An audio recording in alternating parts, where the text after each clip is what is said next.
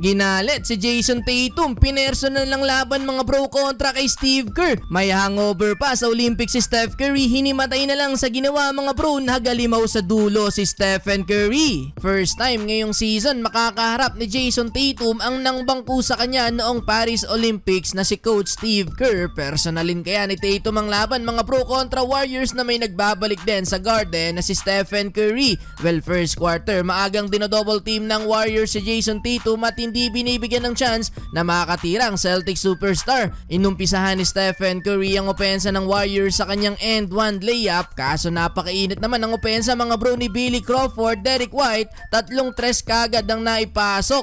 Kanya pagaling ang 12 points sa first 14 points ng Boston. Kaya naman agad na napatimeout dyan si Steve Kerr. Lakas pa mga sar ng mga fans na to mga bro, nakasuot ng jersey ni Tatum sa USA sa harap pa ni Steve Kerr. Wala nga palang Jaylen Brown at Kristaps Porzingis ang Boston, though after ng timeout masama ang balak ni Moses Moody kay Drew Holiday. Gustong isama sa poster dunk mga bro dahil sa second unit ng Golden State kahit papano gumanda ang opensa ng Warriors, biglang bawi mga bro at nakasagot ng 8-0 run back-to-back basket para kay GP2 last 2 minutes. Nagpakawala pa ng back-to-back 3 points etong si Buddy Hield to silence the crowd. Siya ang leading scorer ng Warriors mga bro with 8 points. Yun nga lang napasabit ni Tatum etong si Buddy Hield para sa kanyang unang field goal end of first quarter. Abante ng 5 points ang home team 24-19. Second quarter nakangiti na sa bench si Stephen Curry dahil heto na ang Warriors mga bro, burado ang lamang ng Boston sa init ng shooting ng Golden State beyond the arc. Pinangunahan pa yan ni Kyle Anderson hitting 3 straight 3-pointer. Hype na si Stephen Curry. Umabot sa 6 points ang biggest lead ng Warriors until makabawi ang Celtics mga bro. Bagsak si Stephen Curry ng banggain ni Tatum. After nyan timeout ang Warriors nang maipasok ni JT